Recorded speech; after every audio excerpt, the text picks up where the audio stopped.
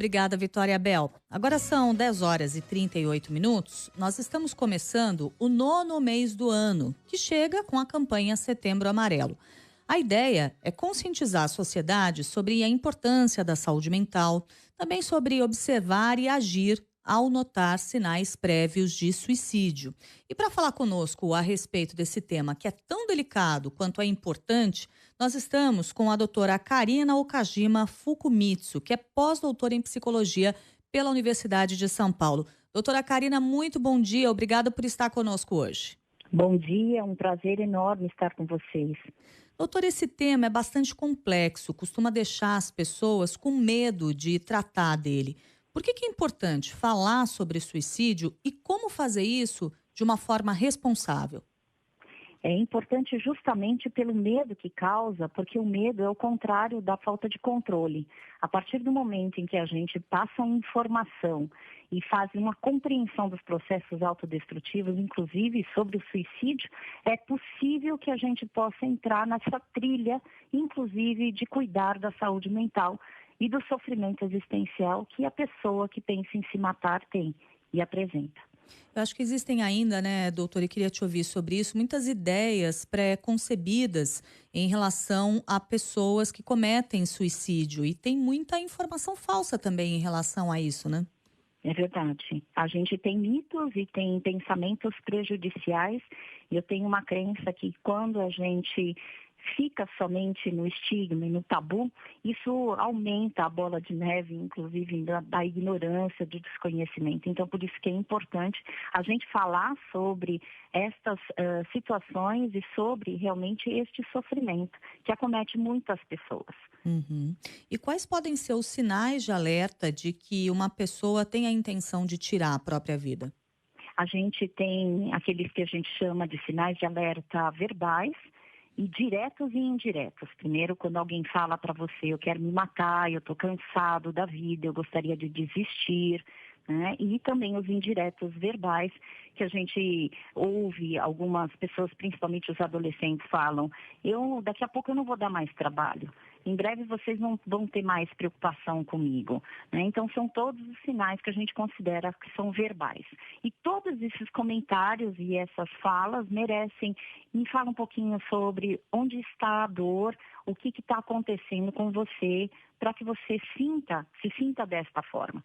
E existem os sinais comportamentais diretos, verbais, né? Comportamentais diretos e indiretos. Então, comportamentais, a gente precisa tomar e prestar atenção. Transtorno mental, mais uma tentativa de suicídio, é absolutamente um sinal que a gente precisa realmente cuidar, né? Mudança abrupta de comportamento, baixo rendimento escolar. A gente também pensa, né, nesses adoecimentos dos transtornos mentais, recorrência ou aumento, inclusive, de álcool e drogas, isolamento no sentido que, apesar de a gente estar nessa crise pandêmica, a gente precisou se isolar, isolamento dentro do próprio convívio familiar, de próprias relações, mesmo que essa pessoa, antigamente, ela conseguia ter um convívio mais forte e ela começa a se afastar das relações importantes e significativas. Uhum. Eu quero me estender um pouco mais nessa questão dos adolescentes em relação a esse tema, que é mais um tabu dentro do tabu do suicídio, Sim. né? É algo que preocupa muito. Doutora, as interações em redes sociais, que infelizmente nem sempre são saudáveis, podem piorar questões emocionais que trazem risco para a saúde mental desses jovens? Eu não acredito que seja interação, até porque nós, por causa da pandemia, nós precisamos, inclusive, rever esta ideia das relações virtuais. Eu acredito que é a maneira como a pessoa utiliza essa rede, né, pública, essa rede virtual. Uhum. E muitas vezes, se for para ofender, porque a gente tem casos de cyberbullying, a gente utilizar para rechaçar, para criticar, para julgar mais, eu acho que aí então se torna uma rede tóxica. E por isso que muitas vezes, né, a gente precisa cuidar, né, qual a direção que está sendo tomada, principalmente para os nossos jovens, do uso, da utilização dessas redes virtuais. Como que está sendo feita essa utilização? Nós, adultos, né, que não estávamos muito acostumados, na pandemia a gente precisou se reinventar. Tanto é que o nosso contato tem sido virtual. E a gente utilizou se beneficiando deste canal. Então, tudo tem uma forma de contextualizar, né, a compreensão da maneira como a gente utiliza todas as formas de comunicação. Sem dúvida. O problema não é a comunicação virtual em si, é o uso que se faz dela. E quando eu penso em crianças e adolescentes, inclusive crianças que não deveriam estar em redes sociais, mas muitas estão, né? Tem uma idade mínima para uma pessoa ter uma rede social, mas a gente sabe que muitas crianças ali conseguem burlar isso e têm redes sociais. Às vezes elas são alvo de um tipo de comunicação tóxica, de um tipo de comunicação negativa, entram em contato ali com ofensas e com conteúdos com os quais nem sempre elas sabem lidar ainda, né? É verdade, é verdade. E aí está o nosso trabalho, né? O trabalho de pais, educadores, né, e profissionais da saúde é como ajudar a fortalecer esta pessoa a lidar com esses insultos. Eu costumo falar que os processos autodestrutivos, sendo comportamento suicida e comportamento autolesivo, são atos de comunicações de dores sentidas e não consentidas. Então, veja bem, uma vez que a gente não pode reverter mais a utilização dessas redes virtuais, nós precisamos nos adaptar no sentido de fortalecer os jovens a lidar com essas críticas, com essas ofensas, com esses problemas que vão vindo como um bombardeio, né? Porque eu acho que a exposição, e a gente ficou, né, com a rede virtual, a gente ficou sem fronteira, inclusive de proteção. Ao mesmo tempo, assim, quando a gente aprende a deletar não somente, né, aquilo que fez mal, mas a gente aprende a se afastar, isso é a grande coisa que a gente faz num aspecto relacional. Nas relações interpessoais, eu acredito que relação é uma arte, né? Então, a maneira como a gente fazia no tete-a-tete, hoje não pode acontecer em virtude de toda a situação que a gente está tendo, né, pandêmica. Mas a gente vai aprendendo que, inclusive nas redes virtuais, o que a gente vai precisar ajudar os nossos jovens é se fortalecerem nessas questões de se protegerem para eles não ficarem como alvo de vulnerabilidade. E vulnerabilidade significa aquele que se sente desprotegido, ameaçado e ferido. Então, como é que a gente pode cuidar das nossas feridas existenciais? Essa precisa ser a nossa meta, né, durante esse período agora. Doutora Karina, muito tem se falado nos últimos anos na importância, aí para todo mundo, de ter uma espécie de rede de apoio na vida, né? E aí a gente pode considerar essa rede de apoio para nos auxiliar em diferentes situações. Agora, quais são as pessoas que podem fazer parte dessa rede e como nós podemos ajudar os outros fazendo parte da rede de apoio deles? Todas as pessoas que a gente se sente acolhido. Hoje em dia, eu acho que o mundo está tão solitário, as pessoas também, que a gente começa a entender que a solidão não significa ser autossuficiente. E essa rede de apoio, ela vem como, inclusive, um dos encaminhamentos na prevenção do suicídio, porque ela é a que faz com que a gente continue a sentir que nós fazemos sentido. Né? Então, isso é muito importante, porque quem é a nossa rede de apoio?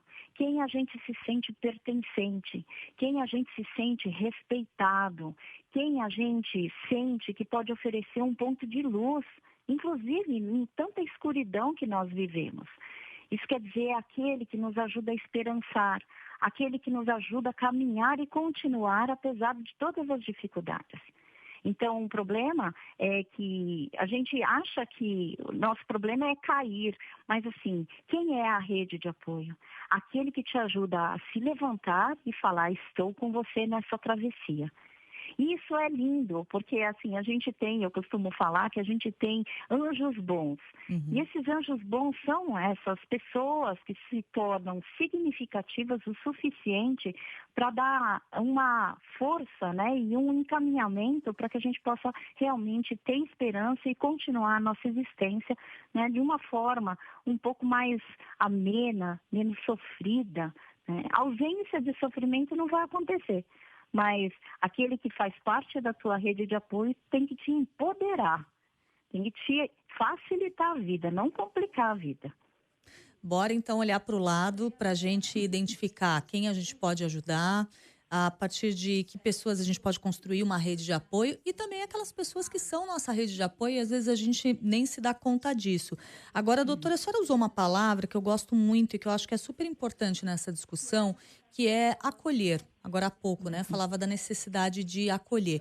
Como acolher essas pessoas? Então, você tem alguém próximo que você está sentindo, ou às vezes até você está ouvindo, se a pessoa for direta, né? Que a pessoa está com problemas ali emocionais, que tem questões que estão pegando forte, que podem levar essa pessoa a uma atitude extrema. Como ouvir e acolher essa pessoa? Porque é uma coisa que não é fácil também, né?